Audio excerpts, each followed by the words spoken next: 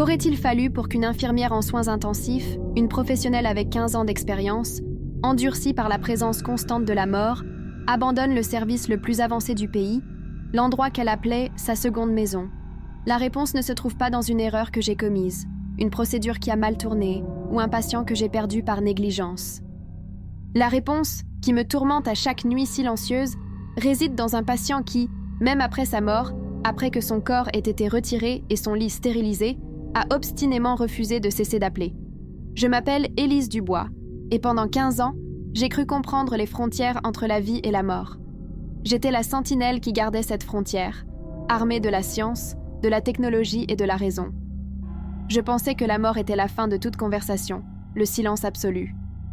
Mais une nuit, un lit vide m'a enseigné une terrible vérité. Parfois, le silence n'est que le moment où quelqu'un d'autre décroche le téléphone. Ceci n'est pas une histoire sur les horreurs que la médecine affronte chaque jour. C'est sur l'horreur qui commence lorsque la médecine se tait et qu'une sonnerie, insistante et inexplicable, se met à retentir dans le vide. Je m'appelle Élise Dubois. Pendant exactement 15 ans, mon univers tenait dans les limites du service de réanimation de l'hôpital Saint-Michel, à Paris. C'était un monde à part, un écosystème de haute technologie qui vibrait au rythme d'une bande-son constante et effroyablement familière. Le bip rythmé des moniteurs cardiaques, le souffle mécanique des ventilateurs, le bourdonnement sourd et omniprésent des machines qui maintenaient la vie suspendue à un fil. Je naviguais dans cet environnement avec la fluidité de celle qui connaît chaque courant et chaque écueil. J'étais cadre de santé de l'équipe de nuit, un poste qui exigeait non seulement une compétence technique irréprochable, mais aussi une sorte de carapace émotionnelle. Et la mienne était épaisse. J'avais déjà tout vu. Des accidents de la route qui transformaient des corps en puzzles de chair et d'os, des arrêts cardiaques foudroyants qui volèrent des pères de famille au milieu d'une phrase, des maladies dégénératives qui consumaient des vies lentement, jour après jour. Pour moi, la mort était devenue un événement clinique, une série d'étapes à suivre. Il y avait l'alarme aiguë et continue, la course vers le lit, les manœuvres de réanimation. Et quand tout échouait, il y avait le silence, la déclaration du décès par le médecin, les procédures post-mortem, et enfin, le nettoyage méthodique d'un lit pour le prochain corps en détresse, la prochaine vie en jeu. C'était une routine, tragique, oui, mais ordonnée. J'étais devenue, d'une certaine manière, imperméable au drame, concentrée sur le protocole. Mais de tous les centaines, peut-être les milliers de cas qui sont passés entre mes mains, il y en a un qui refuse d'être archivé dans ma mémoire. Un qui a déchiré ma carapace, brisé mes protocoles et m'a fait remettre en question la nature même de la réalité que je défendais avec tant d'acharnement. C'est le cas qui me hante dans les moments de quiétude, celui qui a changé pour toujours ma façon de voir une chambre d'hôpital vide. Tout a commencé dans la nuit du 14 novembre. Une nuit froide, typique de cette période de l'année, mais calme au sein du service de réanimation. Le rythme était lent, la plupart des patients étaient stables. Le centre de l'attention, s'il y en avait un, était le lit 7. Son occupant était M. Alain Lambert, un homme de 82 ans dont le corps avait déjà rendu les armes. Défaillance multiviscérale. Un tableau clinique terminal, sans aucun espoir de retour. Sa mort n'était pas une question de si, mais de quand. Il était avec nous depuis 3 semaines, une longue période pour un patient dans son état, et pendant tout ce temps, il fut ce que nous appelons un patient serein. Peu de mots, aucun membre de sa famille présent ces dernières semaines, juste la résignation silencieuse de celui qui sait que le voyage touche à sa fin. Sa mort, quand elle est survenue, fut aussi paisible que son séjour. Elle eut lieu peu après minuit. J'étais au chevet de son lit, vérifiant sa perfusion, quand je le vis rendre un dernier soupir, presque imperceptible. Le son continu et strident du moniteur cardiaque emplit l'air, mais il n'y eut ni course, ni drame. C'était simplement la fin. J'ai appelé le médecin de garde qui a constaté le décès. Ma jeune collègue, Chloé, et moi-même avons entamé les procédures de routine. C'était une bonne infirmière, compétente, mais elle avait encore dans les yeux cette lueur de celle qui n'a pas été complètement consumée par le cynisme de la profession. Elle était encore touchée par les choses. Ensemble, nous avons retiré les perfusions, les sondes, nous avons préparé le corps avec le respect que la situation exigeait. En moins d'1 heure, le corps de M. Lambert fut transporté à la morgue et le lit 7 était vide. L'équipe de nettoyage a fait son travail avec l'efficacité habituelle et bientôt le lit était impeccable, avec des draps blancs parfaitement tendus, attendant le prochain patient. Pour moi, c'était la fin d'un autre service tranquille, la clôture clinique d'une vie de plus. J'étais au poste de soins infirmiers, mettant à jour les dossiers, vers 2 heures du matin. Le silence du service n'était rompu que par le bourdonnement des équipements et le cliquetis feutré des claviers. C'est alors que le voyant jaune du panneau d'appel s'est allumé, accompagné d'un bip doux et discret. Lit 7. J'ai regardé le panneau, fronçant les sourcils. Chloé, assise à côté de moi, l'a vu aussi. « Hein? Le lit 7 ?» demanda-t-elle, la voix chargée de confusion. « Ça doit être un caprice du nouveau système », ai-je commenté, sans y accorder beaucoup d'importance. L'hôpital avait récemment mis à jour tout le système d'appel, et il fallait s'attendre à quelques bugs. J'ai tendu la main et j'ai appuyé sur le bouton du panneau central pour annuler l'appel. La lumière s'est éteinte. Je suis retournée à mon travail, mais l'image du lit vide et immaculé ne voulait pas quitter mon esprit. 10 minutes s'écoulèrent. La normalité de la nuit s'était réinstallée. Je finissais de rédiger un rapport, l'esprit concentré sur les termes techniques, les données vitales, la bureaucratie qui entoure la vie et la mort. Puis, le même bip doux. La même lumière jaune clignotant sur le panneau. Lit 7. Cette fois, un frisson subtil a parcouru mon échine. « Encore ?» a murmuré Chloé, et je pouvais voir dans ses yeux que l'explication d'un simple bug commençait déjà à perdre de sa force. « Je vais voir », ai-je dit, plus pour me rassurer moi-même que pour l'informer. Je me suis levée, mes sabots en caoutchouc produisant un son étouffé sur le sol poli.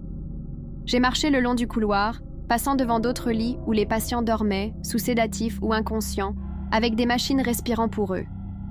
La réa, la nuit, a une atmosphère presque sacrée, un lieu où la vie est maintenue par un effort collectif de la science. Je suis arrivée à la porte de la chambre 7. Elle était exactement comme nous l'avions laissée, vide, silencieuse, l'air imprégné d'une forte odeur de désinfectant. Les draps blancs et tendus semblaient intacts sous la lumière tamisée. Je me suis approchée du mur près de la tête de lit et j'ai examiné le bouton d'appel. C'était une simple pièce de plastique rouge, encastrée dans le mur. Il était dans sa position normale, il n'était pas enfoncé, ni ne semblait endommagé. Je l'ai pressé une fois, entendant le clic. La lumière correspondante s'est allumée sur le panneau à l'intérieur de la chambre. J'ai annulé l'appel sur place. Je suis restée immobile un instant, à l'écoute. Rien, juste le bourdonnement lointain du service. J'ai pris une profonde inspiration, essayant de trouver une explication logique. Peut-être une légère fluctuation du courant électrique, un court-circuit momentané. C'était improbable, mais encore dans le domaine du possible. Je suis retournée à mon poste, affichant un calme que je ne ressentais pas. Je n'ai rien vu. Ça doit être une défaillance électrique, ai-je informé Chloé, qui a seulement hoché la tête, mais ne semblait pas convaincue. La nuit avançait, lente et pesante.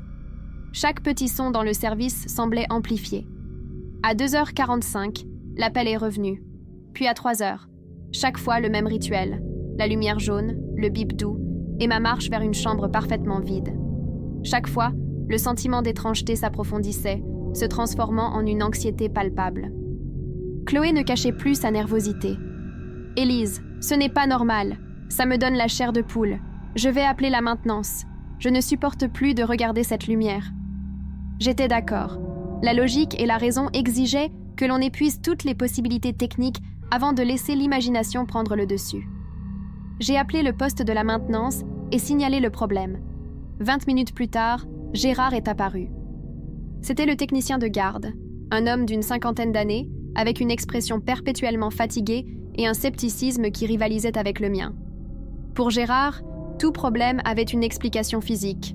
Un fil desserré, une carte grillée, une erreur logicielle. Le surnaturel n'existait pas dans son vocabulaire. Il a écouté notre récit avec un air las, comme si nous lui faisions perdre son temps avec des fantasmes d'infirmières impressionnables. « C'est probablement juste un mauvais contact dans le panneau », a-t-il grommelé en prenant sa boîte à outils. Il est allé à la chambre 7 et nous l'avons suivi, l'observant travailler. Il a démonté la plaque du bouton d'appel, a examiné les fils avec une lampe de poche. Il a testé la tension avec un multimètre. Il est allé au poste de soins, a ouvert le panneau central, a vérifié les connexions, les relais. Il était méthodique, minutieux. Après près d'une demi-heure de test, il s'est tourné vers nous, s'essuyant les mains sur un chiffon. « Il n'y a absolument rien qui cloche ici », a-t-il déclaré, avec la certitude d'un juge rendant un verdict. Le système fonctionne parfaitement. Le bouton n'est pas en court-circuit, le câblage est intact, le panneau répond comme il se doit. C'est peut-être une surcharge sur le réseau de l'hôpital, une sorte d'interférence. Pour prouver son point, et peut-être pour clore ce qu'il considérait clairement comme une absurdité, il a pris une mesure drastique. Vous voulez voir? Je vais régler ça une bonne fois pour toutes. Il est retourné dans la chambre, a pris une pince et, d'un geste rapide, a déconnecté les fils qui reliaient le bouton au système. Il les a sortis du mur, laissant les pointes de cuivre nues et séparées. « Voilà », a-t-il dit avec un sourire de supériorité. « Maintenant, il est physiquement impossible qu'un appel soit passé depuis cette chambre. Le circuit est ouvert. Problème résolu. » Il a rangé ses outils et est parti, laissant derrière lui un lourd silence. Un silence qui a duré exactement 5 minutes. J'étais debout, fixant le panneau d'appel, presque comme si je le défiais. Et puis, c'est arrivé. Sans aucun son cette fois, puisque le bip provenait du bouton maintenant déconnecté, mais la lumière jaune du lit 7 a commencé à clignoter. Lente, constante, silencieuse. Une pulsation lumineuse sur le panneau central, venant d'un circuit qui n'existait plus. Chloé a poussé un petit cri étouffé et a porté la main à sa bouche. Ses yeux étaient exorbités de terreur. J'ai senti le sol se dérober sous mes pieds. Toutes mes explications, toutes mes théories rationnelles se sont effondrées à cet instant. La surcharge du réseau, le mauvais contact, la défaillance électrique. Tout est devenu poussière face à cette lumière insistante et impossible. L'appel n'était plus une faille dans le système, c'était un fantôme dans la machine. L'atmosphère dans le service de réanimation a complètement changé. La peur, auparavant un soupçon murmuré, était maintenant une présence dense dans l'air.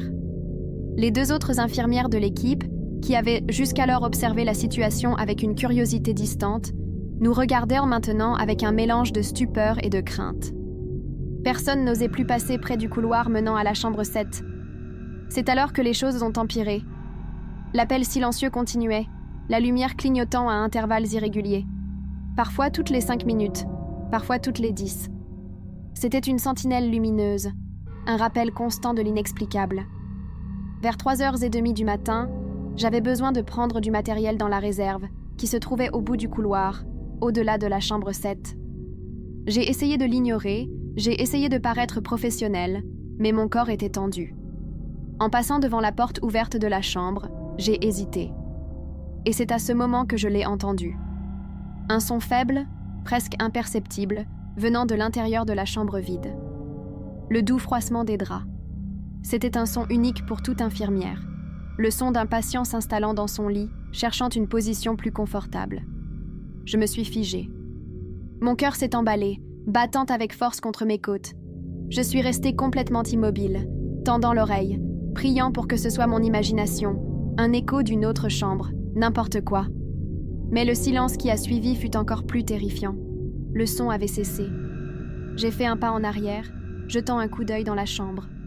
Le lit était là, vide, les draps lisses et intacts, exactement comme l'équipe de nettoyage les avait laissés des heures auparavant. Il n'y avait pas de courant d'air, pas de fenêtre ouverte. Rien. Je commençais à sérieusement douter de ma propre santé mentale. 15 ans de garde de nuit, de stress, de privation de sommeil. Peut-être que cela me rattrapait enfin. Le scepticisme de Chloé, maintenant complètement évaporé et remplacé par une peur pure, avait été le miroir de ma propre formation, de ma croyance en la science et en la logique. Mais ce qui se passait là, cette nuit, dans ce service de réanimation, défiait tout ce que je connaissais. L'appel silencieux continuait de clignoter sur le panneau, et maintenant, il y avait les sons. Je me sentais piégée dans un cauchemar, un où les règles de mon monde ne s'appliquaient plus. J'ai décidé de me plonger dans le travail comme une forme d'évasion. Je suis allée vérifier les autres patients avec une attention redoublée, ajustant les doses de médicaments, vérifiant les moniteurs, me concentrant sur les problèmes concrets, palpables, que je savais comment résoudre. Mais à chaque lit que je visitais, l'image de cette lumière jaune clignotante était gravée dans ma rétine. Je me surprenais à regarder les visages endormis de mes patients et à me demander ce qui les attendait de l'autre côté. Monsieur Lambert avait été un homme silencieux. Son dossier indiquait qu'il était veuf depuis de nombreuses années et n'avait pas d'enfant. Les rares visites qu'il avait reçues au début de son hospitalisation venaient d'un neveu qui vivait dans une autre ville et qu'il n'avait pas vu depuis des semaines. C'était, en substance, un homme seul. Pourquoi lui? Pourquoi son lit? Qu'y avait-il de si spécial chez lui? J'ai commencé à passer en revue mentalement chaque interaction que j'avais eue avec lui. Elles étaient rares. Il parlait peu, et quand il le faisait, c'était d'une voix faible, pour demander de l'eau ou de l'aide pour se tourner. Il n'y avait rien, absolument rien, qui puisse indiquer quelque chose hors du commun. Mon esprit, désespéré de trouver un ancrage rationnel, a commencé à formuler des théories de plus en plus absurdes. De l'électricité statique accumulée dans le matelas? Une sorte d'interférence radiofréquence d'un nouvel équipement? Je me raccrochais à des fétus de paille logiques dans un océan d'irrationalité. Chloé, de son côté, avait déjà accepté la nature du phénomène. « C'est lui, Élise. C'est son âme. Il n'est pas parti », m'a-t-elle murmuré, alors que nous nous trouvions près du chariot à médicaments. « Chloé, ne dis pas ça. »« Les âmes n'activent pas les panneaux d'appel », ai-je répondu, ma voix plus sèche que je ne le voulais. Mais mes mots sonnaient creux même à mes propres oreilles. Je défendais une forteresse qui avait déjà été envahie. La détermination sur mon visage était un masque pour la peur grandissante qui s'installait dans mon cœur. J'avais besoin de comprendre, j'avais besoin d'une réponse. Et je savais, avec une certitude terrifiante, que la réponse ne se trouvait dans aucun manuel de médecine ou schéma électrique. Elle était là, dans cette chambre vide, et je devrais y retourner. L'appel silencieux a continué, une torture visuelle qui s'est prolongée pendant l'heure suivante. Chaque clignotement de cette lumière jaune était un coup porté à ma raison, un rappel de mon impuissance. La tension dans le service était presque insupportable. Les autres membres de l'équipe travaillaient dans un silence tendu, lançant des regards furtifs aux panneaux et à moi, la cadre de santé qui n'avait aucune réponse. Vers 4 heures du matin, la fin de mon service approchait, mais l'idée de rentrer chez moi et de laisser ce mystère non résolu était impensable. Je ne pourrais pas dormir. Cela me consumerait. C'est alors qu'une impulsion, une force que je ne peux ni nommer ni expliquer, s'est emparée de moi. Ce n'était pas du courage, c'était une nécessité. J'avais besoin d'une confrontation finale avec cette chambre, avec ce phénomène. C'était ma dernière tentative de trouver une pièce déplacée, un détail oublié, n'importe quoi qui pourrait remettre le monde sur ses rails. « Je vais vérifier la chambre une dernière fois », ai-je annoncé, ma voix sonnant plus ferme que je ne me sentais. Chloé m'a regardée avec effroi. « N'y va pas seule », a-t-elle demandé, mais je devais le faire. C'était entre moi et quoi que ce soit qui se trouvait là. En m'approchant de la chambre, j'ai remarqué le changement de température. Le couloir de la réanimation était maintenu à un froid clinique constant, mais en franchissant le seuil de la porte du lit 7, un froid différent m'a enveloppé. C'était un froid profond, anormal, qui semblait émaner des murs eux-mêmes, un froid qui n'avait rien à voir avec la climatisation. J'ai ignoré le frisson qui a parcouru mon corps, et je suis entrée. La lumière jaune sur le panneau du poste de soins continuait son clignotement muet, et je me sentais comme si j'étais observée. Mes yeux ont balayé la pièce, le lit, le pied à perfusion vide, le moniteur éteint au mur. Tout était à sa place.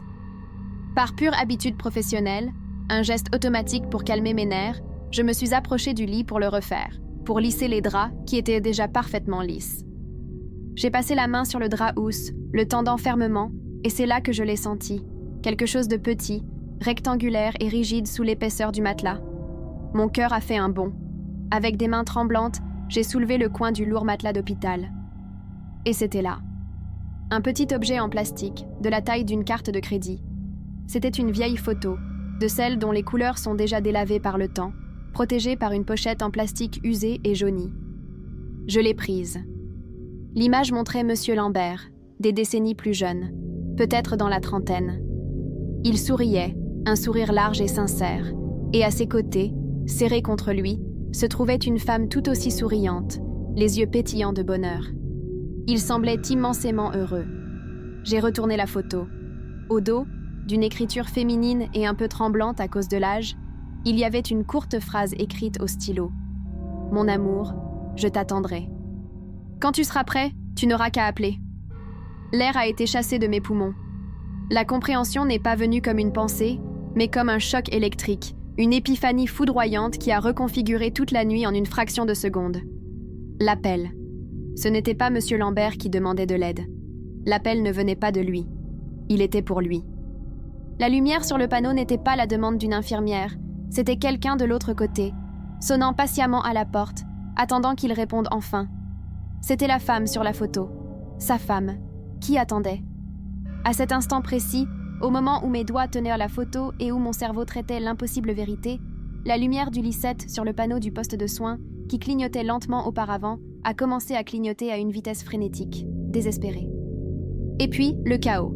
Simultanément, tous les moniteurs à l'intérieur de la chambre vide, qui étaient en mode veille, les écrans sombres, se sont déclenchés en alarme maximale. Le moniteur cardiaque, l'oxymètre, le tensiomètre, tous sont repris vie, affichant le même signal, une ligne plate.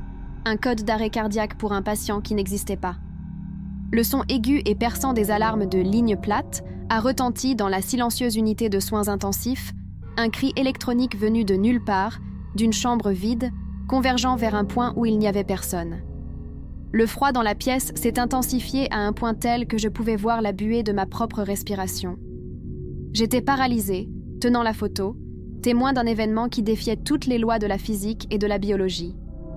Je n'étais pas en danger physique, mais je ressentais une terreur philosophique, le vertige d'épier par l'entrebâillement d'une porte qui n'aurait jamais dû être ouverte. J'étais au milieu d'un adieu, d'un transit final, un événement que ma science ne pouvait pas mesurer, seulement observer, terroriser. Aussi soudainement que cela avait commencé, tout s'est arrêté. Les alarmes se sont tues à l'unisson, plongeant le service dans un silence profond et lourd, plus assourdissant que le bruit qui l'avait précédé. La lumière frénétique du panneau du lit 7 s'est éteinte. Et, cette fois, elle ne s'est plus rallumée. Le froid anormal dans la chambre s'est dissipé, comme un brouillard qui se lève, et la température est revenue à celle de l'ambiance clinique et stérile habituelle. Tout était terminé. J'ai regardé la photo dans ma main, puis le lit vide. L'appel avait été, finalement, entendu. Je suis sortie de la chambre en état de transe. Chloé et les autres infirmières étaient blotties près du poste de soins, leurs visages pâles comme de la cire. « C'était quoi ça? Qu'est-ce qui s'est passé ?» a balbutié Chloé, les yeux fixés sur moi. Je n'ai pas pu répondre. J'ai simplement ouvert la main et leur ai montré la photo. Aucune explication n'était nécessaire. L'événement était si étrange, si impossible à consigner dans un rapport officiel, qu'il a tout simplement été ignoré. Le lendemain, l'administration de l'hôpital a attribué le déclenchement des alarmes à une défaillance catastrophique et simultanée des systèmes de surveillance de la chambre 7, blâmant le même réseau électrique que Gérard avait mentionné. Les équipements ont été envoyés pour analyse, sont revenus avec un rapport non concluant et la vie à l'hôpital a repris son cours. L'incident est devenu une sorte de légende urbaine chuchotée dans les couloirs, l'histoire de la chambre hantée, mais personne, sauf moi et peut-être Chloé, ne connaissait la vérité derrière cette nuit-là. Ce cas, cependant, a brisé quelque chose de fondamental en moi. Ma vision du monde, construite sur 15 ans de pratiques empiriques et de scepticisme professionnel, s'est effondrée. La mort, pour moi, a cessé d'être un point final clinique. Elle s'est transformée en une virgule, une transition, une porte que j'avais vue s'entr'ouvrir. Le service de réanimation, ce bastion de la technologie et de la précision scientifique, m'a soudain semblé un lieu incroyablement naïf, un environnement qui s'occupait de rafistoler l'enveloppe physique tout en ignorant complètement la véritable nature du voyage qu'il tentait de reporter. J'ai essayé de travailler la semaine suivante, mais c'était impossible. Je ne pouvais plus regarder les moniteurs et ne voir que des données, je voyais des seuils. Chaque alarme qui sonnait me donnait un frisson. Je regardais mes patients en fin de vie, leur visage serein ou contracté par la douleur, et je ne pouvais m'empêcher de me demander « Qui t'attend ? Qui est de l'autre côté, patiemment, en train de sonner à la porte ?» La ligne plate sur un moniteur cardiaque n'était plus la fin de la vie, mais peut-être le début d'une autre conversation. Je ne pouvais plus être l'infirmière qui éteint une alarme, constate un décès et nettoie un lit pour le suivant. Chaque lit vide contenait maintenant un écho, une possibilité qui me terrifiait et m'émerveillait à la fois. La certitude qui me guidait, le roc sur lequel ma carrière était bâtie, s'était transformé en sable mouvant. Une semaine après la nuit du 14 novembre, j'ai demandé ma mutation du service de réanimation. J'ai eu besoin de temps, puis je suis allée travailler dans le service de pédiatrie. J'avais besoin du bruit de la vie, des pleurs et des rires des enfants pour faire taire le son de ce silence et de cette sonnerie. J'ai laissé derrière moi le monde de la haute technologie et de la certitude scientifique, l'échangeant contre l'incertitude impressionnante que, lorsque nos équipements les plus avancés se taisent, des conversations bien plus anciennes et profondes peuvent enfin commencer. Ce qui s'est passé cette nuit-là a résolu le mystère de l'appel, mais m'a laissé avec une question infiniment plus grande et sans réponse. Qu'est-ce qui, en fait, nous attend lorsque le cœur cesse de battre? La science m'a donné une réponse, mais l'expérience m'en a donné une autre, complètement différente. Je n'ai jamais cherché à en savoir plus sur M. Lambert ou sa femme. J'ai senti que ce serait une violation, une intrusion dans un moment auquel il m'avait été permis d'assister par accident. J'ai gardé la photo. Elle est dans une boîte avec mes affaires les plus importantes de cette époque. Parfois, lors de nuits d'insomnie, je la prends et je regarde ce couple souriant. Je pense à la dévotion, à l'amour qui a été assez fort pour transcender la mort et se manifester comme une impulsion électrique sur un panneau d'hôpital. Je pense à sa patience, à elle, l'attendant. Et je pense à comment lui, finalement, a répondu. À ce jour, je ne saurais dire si ce que j'ai vu était réel, une manifestation authentique de l'au-delà, ou si la pression constante du travail et le deuil quotidien m'ont finalement poussé à un point de rupture, créant une hallucination partagée et complexe. Mais, honnêtement, l'explication n'a plus d'importance. Ce qui compte, c'est la transformation. Cet appel m'a changé pour toujours. Il m'a appris une humilité que je ne connaissais pas, une révérence devant le mystère qui entoure notre brève existence. Et chaque fois, sans exception, que j'entends le son doux d'une sonnette d'hôpital, je sens un frisson dans ma nuque et mon cœur s'arrête une fraction de seconde. Et vous, qu'auriez-vous fait à ma place? Auriez-vous cherché une explication logique jusqu'au bout? Ou auriez-vous accepté l'impossible? Croyez-vous que, parfois, lorsque nous sommes au plus vulnérables, nous pouvons recevoir des appels de l'autre côté?